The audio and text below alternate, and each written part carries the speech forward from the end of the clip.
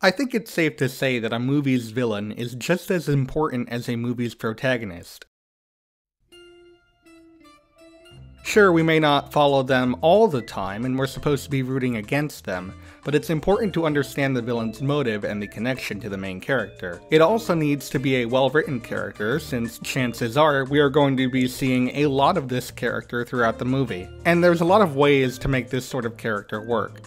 You can have a villain who's a bit more comedic, making the character more enjoyable to watch as an audience member, or you can have them as a brutal warrior whose presence makes you fearful, but also fills you with anticipation as to what's going to happen next. These are just two examples. There are a lot of ways to write a villain. However, there seems to be a trend nowadays where every villain needs to have a traumatic backstory, or a moment in their life that changed them forever, and this in turn turns them into the sympathetic villain, or more so a villain that you feel bad for due to their upbringing or that crucial moment. It's not only movies, this has been a trend in video games, TV shows, cartoons, books, you name it. I wouldn't even call this a trend that just popped up. It's something that's been around for a very long time. I mean, if you think about it, in a way, someone like Wile E. Coyote is a bit of a sympathetic villain, since his endeavors to capture the Roadrunner are so that he doesn't starve under the hot desert sun. But it feels like the days of villains just being villains for the sake of being villains is dwindling more and more. Of course, it's great to have villains that are more fleshed out and have character, but I can't help but miss certain villains that just did bad things just because? Sure, they were often one note, but in terms of entertainment, those types of villains were always a lot more entertaining than the sympathetic villain, at least in my eyes. I still do enjoy sympathetic villains. Some of my favorite characters of all time are sympathetic villains. However, when a movie focuses a lot on a tragedy of the sympathetic villain, there's a bit of a disconnect. Like, I get filmmakers wanting us to understand these characters, but a lot of them are still doing some pretty terrible things, killing multiple people and causing chaos wherever they roam. So I want to sort of define a line between a villain who actually deserves sympathy and a villain who, while their actions are understandable, can't really be justified to deserve any sympathy. Of course, this is relatively black and white, and I understand that there are certain villains who fall into the gray area. This also isn't me telling you definitively which villains you can and cannot sympathize for, since that's completely subjective to your personal taste. This is just my take on where the line should be drawn, because I truly believe that there's a difference between a sympathetic villain and a villain that deserves sympathy. Now, there's a lot of factors that go into making a sympathetic villain, but I want to focus on two. The motive, or, what about the villain we should sympathize with, and their actions, or what they do in the movie that makes them, well, the villains. So in a way, we'll be taking a look at this in a sort of ends justify the means mentality. I'm going to consider other factors too, like how much time in the film is spent developing a villain's backstory and motive, and any variables that might sway what and how a villain works, like if they're working for a group or something. So with that out of the way, let's get started. If there's one genre of film that seems to love developing its sympathetic villains, it's the comic book film genre. The villains in these films are just as iconic as the heroes, so it's important to develop them in a way that is at least respectful to the source material. A lot of the villains' backstories are altered for their film adaptations, since many of them are very one-note in the comics. For example, Electro's original backstory from the comics was that of the lineman who got struck by lightning while working on an electrical pole, and that's how he developed his powers. Also, he was kind of already a bad person, so it made sense that he became a villain. The backstory of Max Dillon is drastically altered in The Amazing Spider-Man 2, as this version is much more mild-mannered, who became a huge fan of Spider-Man after he saves him, since that means somebody actually noticed him and saw him as, worthy of being a person. Even after the accident that gave him his powers happens, he doesn't automatically flip into being a villain. In fact, he's very scared of what's going on around him and what's happened to him, and he tries to find someone who can help, before being confronted by Spider-Man in Times Square. This is where the flip happens, and honestly, yeah, it's kind of lame. Spider-Man doesn't recognize him from earlier, which is completely reasonable since he looks nothing like he used to, and this causes him to turn full villain. Electro doesn't work as a sympathetic villain here at all. Very mediocre villain, let alone a sympathetic villain. Now, a villain from a comic book film that everyone knows and wouldn't stop talking about for about 2 years was Thanos. I'm gonna make the assumption that everyone watching this has at least an idea of who Thanos is, since he's been built up for a decade now, so I'm not gonna spend too much time on him, but just to give you a bit of a rundown, Thanos' goal throughout the MCU movies is to collect the 6 Infinity Stones so that he can use the gauntlet to erase half the universe's population, randomly. This sounds like a psychotic action, but when you go deeper into Thanos' backstory, there is some method to his madness. Thanos' reasoning behind wiping out half the universe is to solve the overpopulation problem, which is something that does connect to his character, since his people and planet, Titan, were basically destroyed thanks to the overpopulation problem, and the lack of necessary resources. Thanos sees himself as ethically in the right, and therefore does whatever he can to make sure that his plan is complete, and by the end of Infinity War, he actually succeeds. So is Thanos worthy of sympathy? This is a bit of a tough one. He basically witnessed all his friends and family die because of overpopulation, and he wants to make sure that no one else has to suffer what he witnessed. We also get to see Thanos' character shine in Infinity War. If anything, the movie is more about him than the heroes, so there's no argument that we see the struggles that he has to go through. That being said, wiping out half the universe as well as killing every single person who got in his way doesn't really make him out to be someone who I'd sympathize with. Thanos is an extremely diverse and well-written character whose motives do garner some sympathy, but I still don't think that puts him over the line into a villain who we should sympathize with. I want to talk about one more comic book movie villain before moving on to something else, because I believe this villain checks off all the boxes of being a villain who we actually should sympathize with, and ironically it's from a movie that I'm not even a huge fan of. That villain being Eric Stevens, also known as Killmonger from Black Panther. For those of you that haven't seen Black Panther, Killmonger may not seem like a name that deserves a lot of sympathy, but you shouldn't judge a book by its cover. Killmonger is seemingly nothing more than someone who works for another villain, but we soon find out that that's really not the case.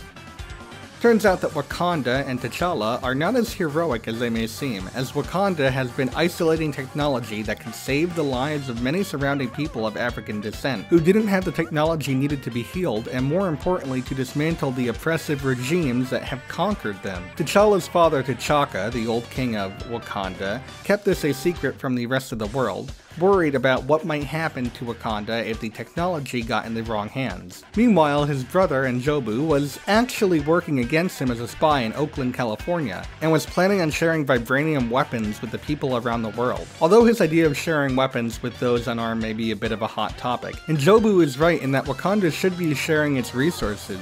After T'Chaka forbids it, N'Jobu tries to shoot Zuri, who was a spy for T'Chaka all along, but T'Chaka defends him and kills N'Jobu in the process.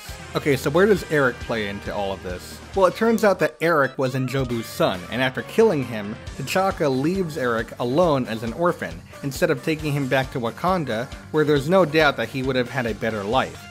This act alone is extremely unforgivable on T'Chaka's part, that when T'Challa does confront him for a second time after learning of this, he has no problem shaming his father and the thousands of years of tradition that he looked up to. And in a way, T'Challa was just continuing the terrible thing that his father had done. Killmonger spends the rest of his life vowing revenge on T'Challa's family and to complete his father's plans, eventually becoming a Black Ops Navy SEAL, and his plan to find a way into Wakanda and overthrow T'Challa as the ruler actually works out, and he begins plans to start sharing the technological marvels of Wakanda with the rest of the world. Unfortunately, his life of revenge has blinded him, as he plans on transporting primarily weapons, and make sure that there can be no ruler after him by destroying the traditional grounds where rulers take their power. I really do think that Killmonger is a rare case where the filmmakers try to make you sympathize with him, and he does have the right to be sympathized. His motives are one that makes sense and are very sympathetic, since you do feel bad for what happened to him as a child.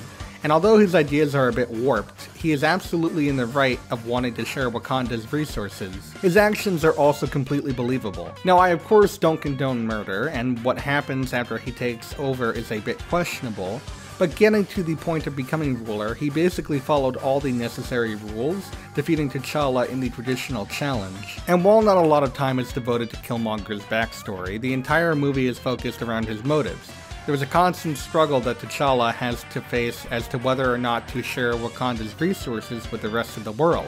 And after finding out about what happened to Killmonger, he decides that while his ideas were twisted, they were based around what was the right thing to do. And he finally decides to reveal Wakanda to the rest of the world. Like I said, I'm not a huge fan of Black Panther, but the character of Killmonger kept me entertained, as this was a villain that absolutely deserved sympathy. Getting off of comic book films, I want to finish this off by talking about two more movie villains that may or may not deserve sympathy. The first one being Carrie White from the aptly named Stephen King movie Carrie.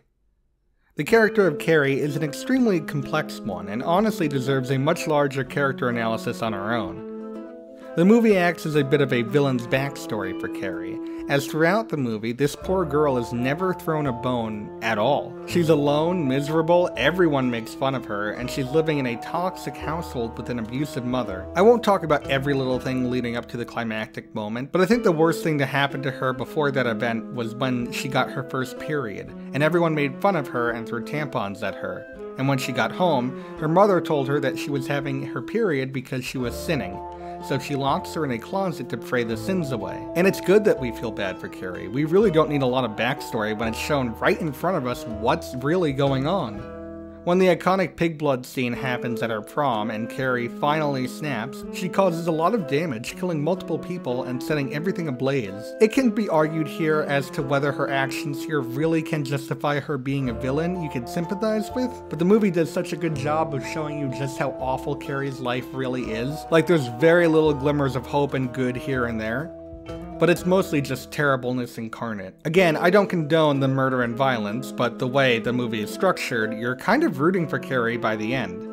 Like, yeah, she's clearly the villain by the end of the movie, but there's really no redeemable character at all throughout the film. It's extremely hard to pinpoint where Carrie would fall. This is that gray area I was talking about earlier, and I'm glad that there are villains that are extremely complex. For this last villain, I want to talk about one that may or may not come off as a sympathetic villain at first, and might actually fall into that cartoony mustache-twirling villain role. But the more that I think about it, the more sympathetic I feel towards this villain, and the more apathetic I feel towards the protagonist. That villain being Edward Rooney from Ferris Bueller's Day Off. I know what you're thinking. This must be some kind of mistake, right? Rooney stops at nothing to try and get Bueller caught and in trouble for cutting school. He's trying to ruin Ferris's life. And I did feel that way when I first watched this movie as a kid. However, the more I rewatched the film, the more sympathetic Rooney becomes, and even if that wasn't the direction the filmmakers were trying to go in. This poor guy clearly does have problems, but he's just trying to do his job, and the fact that he can't even keep a couple of kids following the rules makes him feel worthless and pathetic. In fact, the more that you think about it, if Rooney's going through all this trouble just to get Ferris some much needed discipline, then you can only imagine what Ferris has done and how he's treated Rooney literally every other day of the year. What you have here is a broken man who's just trying to do his job, and even though he's a bit Ferris obsessed, you can't really blame him after everything that he's been through. So I would definitely say that Ed Rooney is a villain that's worth sympathy. And that's quite an accomplishment, since that's not even the angle the filmmakers were going for. And that's just the thing about sympathetic villains. There's just so many different ways that they can be characterized and defined, even if it wasn't for the original intention. Nowadays, with many villains that are labeled sympathetic villains, it's kind of made the term lose some meaning. Not every villain is truly evil, almost all of them have a motive that is at least relatable. Because of this, however, they are deemed sympathetic, which I don't think is the case at all. As I mentioned earlier, I think there's a difference between a sympathetic villain and a villain who deserves sympathy. A sympathetic villain has now become a villain who has a tragic backstory, and is therefore deemed by the filmmakers to be viewed at through a new perspective, whether they truly deserve it or not. A villain that deserves sympathy not only is one whose ends truly justify their means, but also have a sense of righteousness to their reasoning. We're being told that they're the villain because of a differing viewpoint, but in the grand scheme of things, based on everything we know about the character and everything that they've done, they're a character that's broken by society around them. A character that has a basis of the right idea that's pushed away by a larger opposing force. A character that for whatever reason cannot catch a break in trying to do their job, despite it being the right thing to do, and is viewed as the bad guy. These characters are what I define as sympathetic villains, because they are villains that deserve sympathy.